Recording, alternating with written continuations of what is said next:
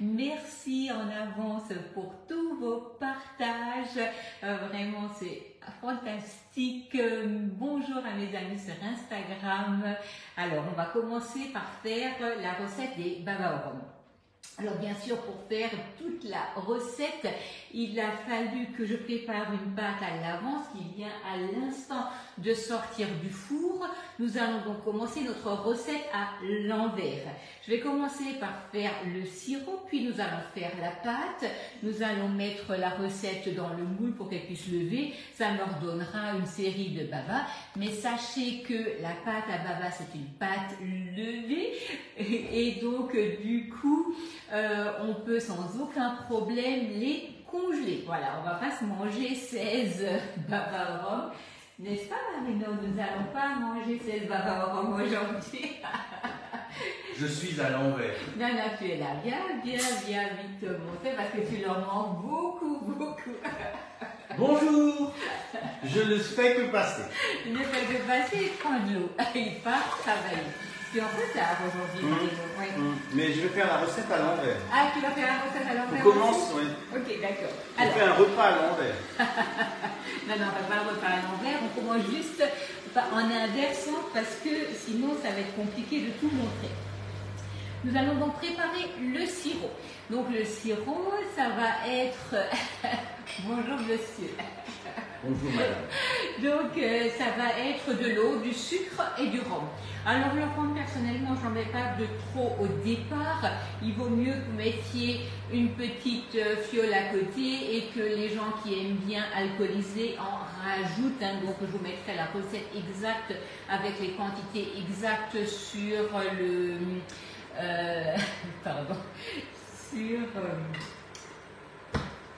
sur le club. Ça y est, je vais y arriver. Tu m'as perturbé, Marion. Je vais repartir à l'envers. Merci. Vous avez ici le moule rectangle familial. Je vais prendre ma recette de pâte qui est cuite et je vais donc les imbiber à l'aide du rectangle familial.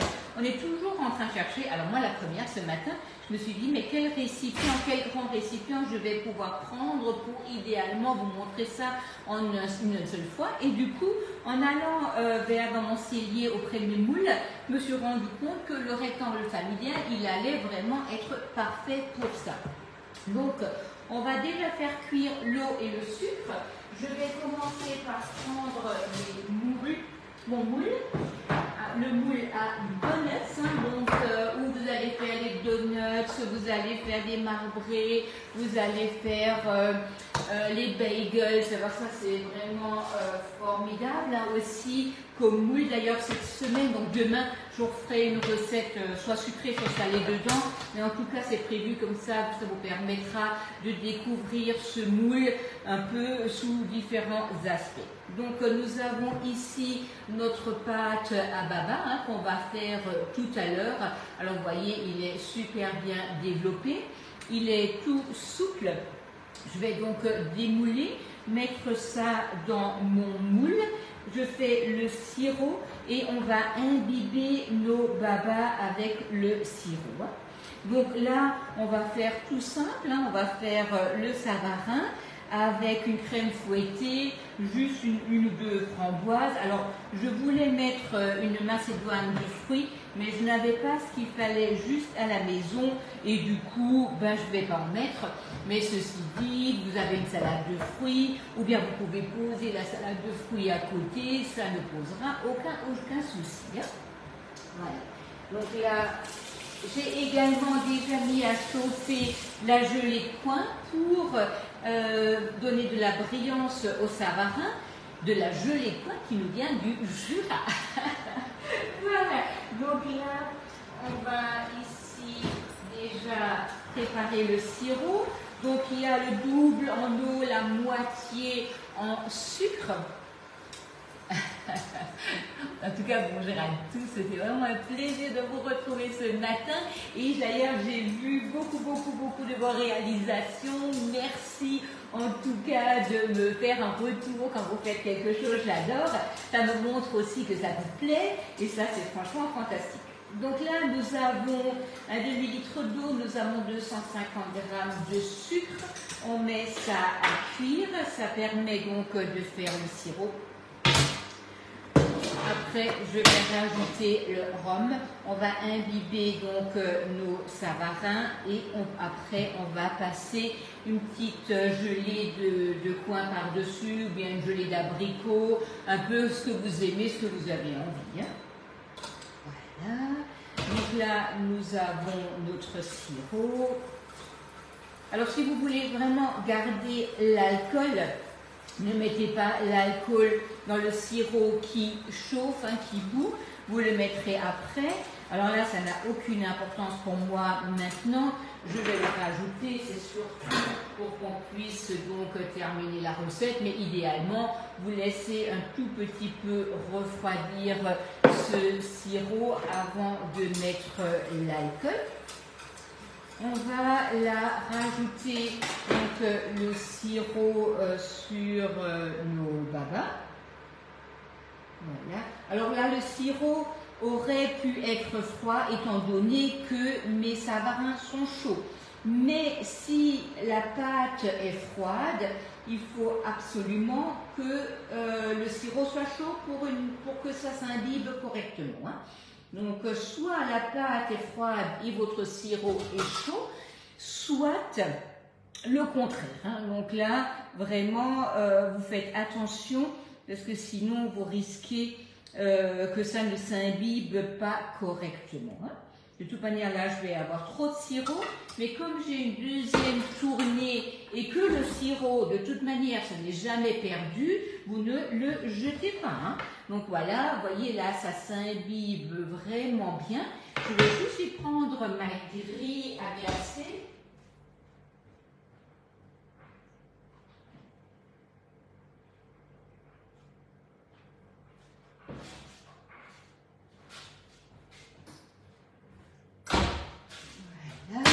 Donc ça, c'est super pour vos glaçages miroirs.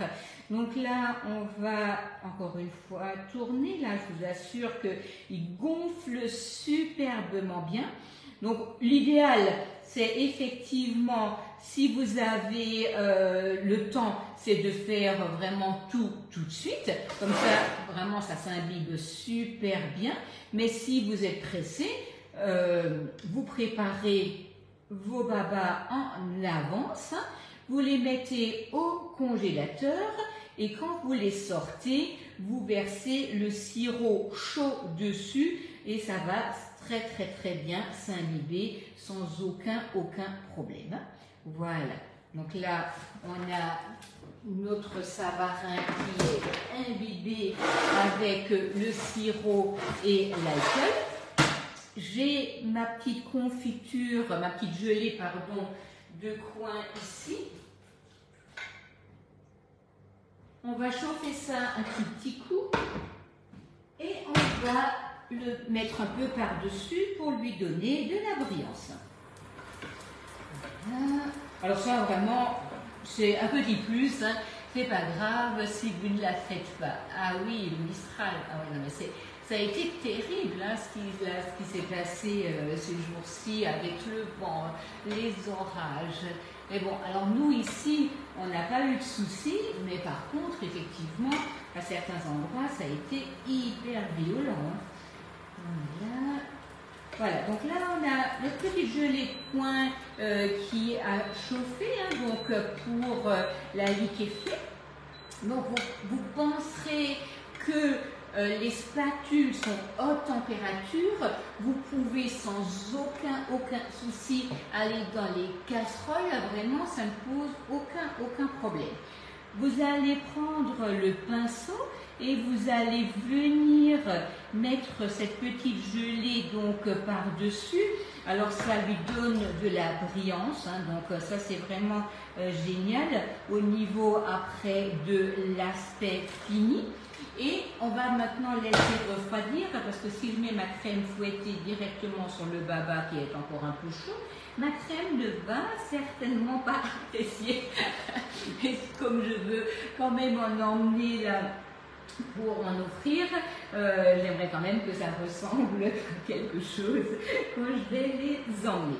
Pendant que ça refroidit, je vais préparer la pâte et on va mettre la pâte dans le moule et ça va lever tranquillement. Je vais m'absenter, mais vous savez, une pâte levée, vous pouvez la faire lever dans le réfrigérateur, ça ne posera aucun souci, elle lèvera plus doucement et comme ça, vous vous vaquez à vos occupations et quand je reviendrai tout à l'heure pour préparer le repas, je mettrai ça tranquillement au four et je les mettrai très rapidement au congélateur, donc encore un peu tiède, pour congeler vraiment de manière optimale ce genre de préparation. Vous laissez à peine refroidir, vous posez sur la plaque perforée, vous mettez ça dans le congélateur et une fois que vous souhaitez les utiliser, vous les sortez du congélateur, vous déballez, vous mettez sur une plaque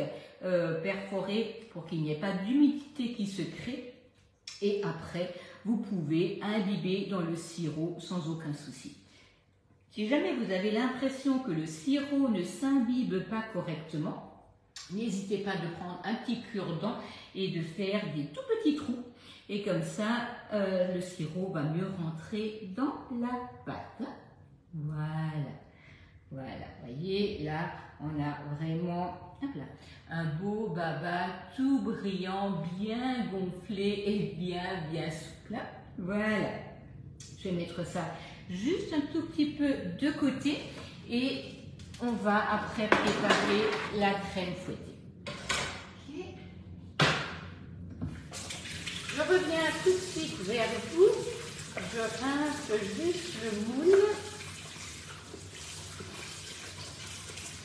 Pour qu'on puisse recommencer donc à zéro la recette, pour que vous ayez vu la totalité de la recette. Voilà. Donc on prend la plaque perforée, on pose le moule dessus. Donc ce moule est à 46 €, vous le trouvez donc dans le catalogue Guy de Marne, soit sur la boutique en ligne, soit si vous êtes bien entendu dans mon secteur, vous pouvez sans aucun problème me donner vos commandes et je m'en occupe avec grand plaisir. Vous n'avez pas encore de compte sur la boutique, vous pouvez bénéficier d'un bon de réduction de 5 €, donc n'hésitez pas à me le dire avant de créer votre compte par contre. Voilà, donc là nous avons le moule et nous allons préparer la pâte. Donc pour la pâte, il vous faudra donc de la levure sèche, de la levure sèche que j'ai mis là. Il vous faut un tout petit peu de sel, il vous faut du sucre et il vous faut de la farine. Vous allez prendre donc cette préparation, vous allez mélanger. Donc nous avons dans le catalogue des levures sèches sans sel. Donc là, il vous faudra donc cette sorte de levure, parce que dans la levure brioche et dans la levure pain, il y aura trop de sel pour cette quantité. On fait un puits et on va rajouter 2 œufs. Donc là, je casse déjà un premier œuf, puis je casse le deuxième, on met ça dans le puits et on va tiédir le lait, le beurre, et comme ça, on va rajouter ça dessus et on va laisser tourner quelques instants dans le robot. Puis, à l'aide de la poche à douille, je vais venir dresser la pâte dans l'empreinte et on va laisser lever tranquillement. La côte émeraude, oh là là, magnifique Gisèle. Profite bien de toute manière de tes vacances, tu le mérites. Alors voilà, donc là on a notre lait, on a notre beurre, donc on veut vraiment pas quelque chose de chaud, parce que si vous mettez une préparation chaude, elle va à ce moment-là tuer la levure, donc ça c'est hyper important. Auriez-vous les quantités? Oui, bien entendu. Je mets la recette au propre encore aujourd'hui, Josiane. Donc, pour ceux qui ne le savent pas, vous avez toutes les recettes seront toujours sur le club Guy de Marle. Je mets toujours la recette également, je la colle sur le live. Je la remets sur Facebook et je la remets par mail pour tous ceux qui m'ont donné leur mail. Donc n'hésitez surtout pas. Hein. Voilà. À me laisser votre adresse et je vous mettrai ça donc directement sur mon fichier qui s'appelle Mon Instant Gourmand, et sur Mon Instant Gourmand vous allez toujours recevoir le mail avec la recette dedans. Merci beaucoup Madeleine, merci, c'est gentil. Voilà. Donc là, on a le lait, le beurre qui sont tièdes, surtout pas chauds, hein, faites attention de ne pas brûler la levure. Et je mets mon crochet sur mon robot et là, on va laisser tourner un tout petit peu. Alors, c'est pas une pâte qui pétrit, mais quand même qui est travaillée pour incorporer de l'air, puisque ça reste une pâte levée. Pendant ce temps que ça tourne, on va préparer, nous, notre crème fouettée pour terminer, donc notre recette. Merci beaucoup, Catherine, c'est gentil. Voilà. Donc, on prépare le moule pour après mettre la pâte. Et nous avons ici, donc, nos babas que nous allons maintenant garnir avec la crème fouettée. Alors, nous allons prendre notre poche à douille, ça c'est vraiment un élément indispensable dans la cuisine comme dans la pâtisserie. Vous avez la douille à vis que je vais glisser dans la poche, qu'il faudra couper quand vous la recevez. Hein. Quand vous la recevez, elle n'est pas encore coupée parce qu'elle va s'adapter sur différentes douilles que vous pouvez peut-être avoir. Je vous conseille fortement ceux de chez Guy de Marle, elles sont top, elles sont incassables. La poche, par contre, de temps en temps, il faudra la changer. C'est un outil qui, au fur et à mesure que vous allez l'utiliser, va s'user. Mais ceci dit, vraiment, moi j'en utilise au moins, allez, si j'utilise presque tous les jours, une fois par an, je vais peut-être la changer et c'est même pas sûr. Donc vous avez vraiment le temps de voir venir. Hein. La poche, on la tourne, on la pousse à l'intérieur, ce qui permet à ce que la préparation ne coule pas quand vous allez remplir la poche. Et grâce au support de poche à douille, vous allez ouvrir la poche et elle va pouvoir recevoir la matière sans qu'on soit embêté à essayer de la poser quelque part. Je vais prendre mon robot, je vais monter la crème en chantilly et on va garnir tout ça pendant que là, ma pâte elle est en train de tourner.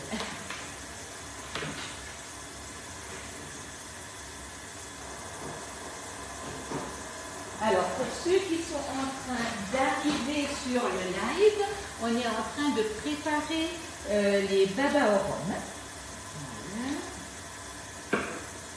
Donc, on va reprendre, alors si jamais vous recherchez les recettes, hein, vous allez aussi trouver tous les lives sur YouTube et sur tous les lives dans les commentaires, vous avez également le lien de la recette. Donc, on prépare le batteur, on prépare la poche à douille. Et ici, j'ai ma crème.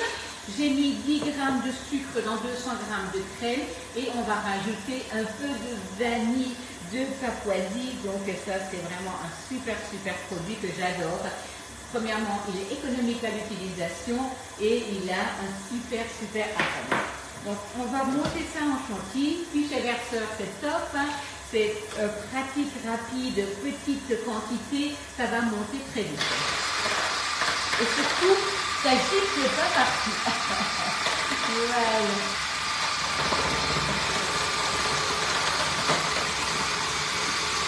Là, on monte ça en crème.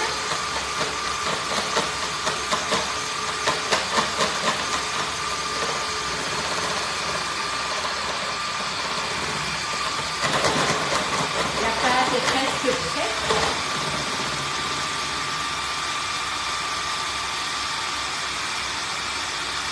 Alors là, pour l'instant, épicière, je le fais dans le moule d'honnête parce que j'ai pas encore un autre savarin. Mais on aurait pu le faire, par exemple, dans le moule brioche et faire un gros baba. Hein. Ça n'aurait pas posé non plus un souci. On aura certainement à nouveau d'autres moules qui permettront de faire ça, mais à l'instant, je n'ai que celui-là qui va aller.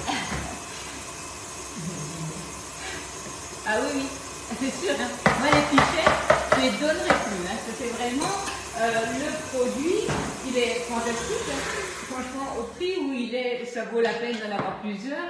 C'est génial. Donc là, j'ai pris ma poche, mon support et mes douilles et je vais ici mettre ma crème dans ma poche à douilles pour décorer mon baba. Voilà.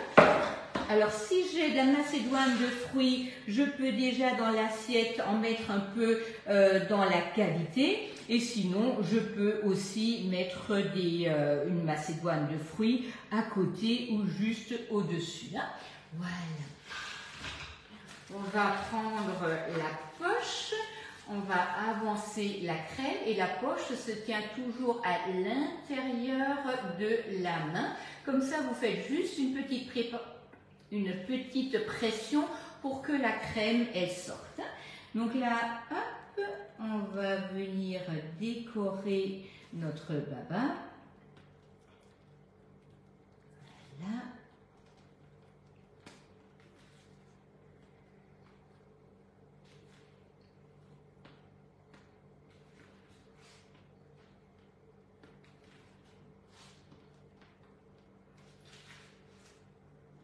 Et voilà, donc là, on a notre crème qui est dessus.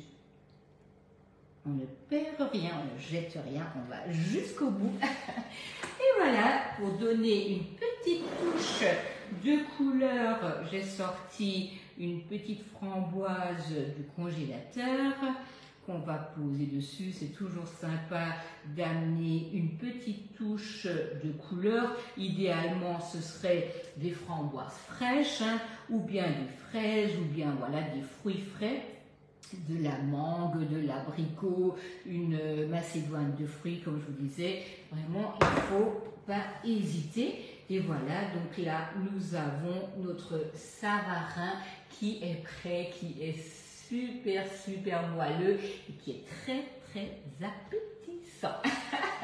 Voilà, donc là je vais aller venir maintenant prendre ma pâte. On va la dresser dans le moule. Là je mets juste encore un petit peu de pralin parce que comme vous le savez, nous sommes quand même très gourmands. Voilà. Voilà, une petite touche de craquant, ça c'est toujours bien sympathique. Voilà. Vous savez, c'est toujours important de comprendre que de faire des choses soi-même, des choses simples, ben, économiquement, ça vaut vraiment le coup. Venez avec un bon café avec la canoféa. Donc là, ça vaut vraiment le coup. Alors là, on avait 250 g de farine, un peu de levure, un tout petit peu de sucre, 2 œufs, un tout petit peu de beurre, 200 g de crème fouettée, un peu de vanille, un peu de fruits. Un baba acheté, c'est minimum 3,50 €. Vous avez même pas 3,50 € de matière première. Mais ça, c'est important, mais il y a encore plus important, c'est votre santé. Parce que là, vous allez savoir ce que vous allez manger. Il n'y aura pas d'améliorant de goût, vous n'aurez pas de conservateur, vous allez juste avoir votre matière première qui est saine, qui est bonne. Et c'est vous qui avez choisi la quantité de sucre, par exemple, que vous allez mettre, la quantité d'alcool que vous allez mettre. Est-ce que je mets de l'alcool ou pas? Je peux juste mettre un sirop de fruits dessus. C'est vraiment vous qui choisissez. Et votre moule sera amorti à vitesse grand V quand vous l'utilisez pour faire vos recettes vous-même. Et alors il y a ça, il y a la santé, il y a le plaisir de le faire soi-même et le plaisir de le partager avec ses convives. Et le fait d'entendre vous dire « Oh, mais c'est toi qui as fait ça, mais c'est trop bon !» Voilà, et vraiment le moment le plus sympathique de la journée, c'est quand même la convivialité autour autour de la table. Comment ça, Laetitia, la bouteille? Voilà. Du coup, ma pâte, elle a travaillé tranquillement dans le robot avec la feuille. Je vais prendre ma poche, ma douille, je vais remplir ma pâte et je vais la répartir dans le moule. Elle va lever tranquillement couvert avec la toile de cuisson et je vais mettre ça au réfrigérateur. Je n'ai pas m'en occuper et quand je rentrerai tout à l'heure, je mettrai ça au four et ça va aller très bien. Inutile de s'affoler quand vous faites des pâtes levées, vous faites vos pâtes, vous avez le temps, vous laissez lever à température ambiante, vous n'avez pas le temps, vous laissez lever au frigo et vraiment ça ne posera aucun souci. Voilà, ma pâte est dedans, je vais bien l'avancer, bien tendre la poche, bien l'avoir dans la main et à l'aide de la poche à douille, on va remplir notre pâte. Voilà.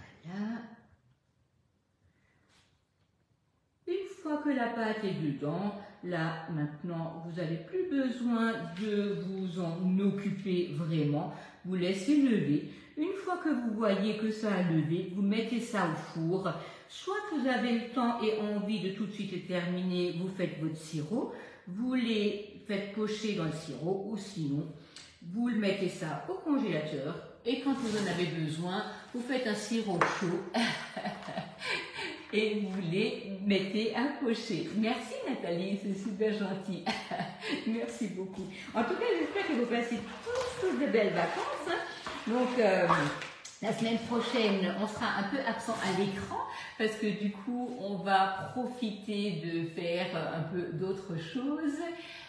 Alors, je vais voir, qu'est-ce que vous avez travaillé la pâte avec la feuille? Oui, avec la feuille, Florence.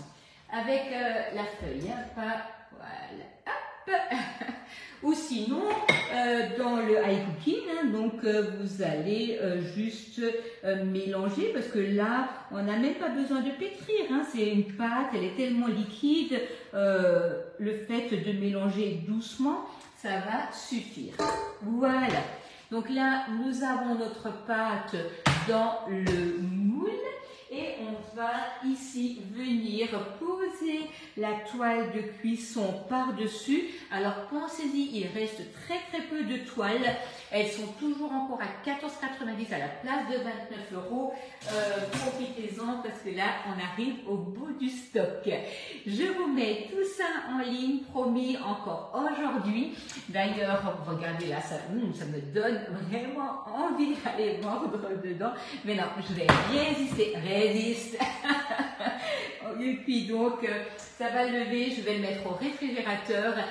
D'ailleurs, si vous avez parfois besoin de beaucoup de choses dans la cuisine et que vous avez très peu de place, l'échelle à pâtisserie est super pratique. En tout cas, on se retrouve demain matin, on fera une autre recette dans ce même moule. Comme ça vous donnera des idées et envie de l'acquérir. Je vous souhaite une très belle journée et je vous dis à demain matin.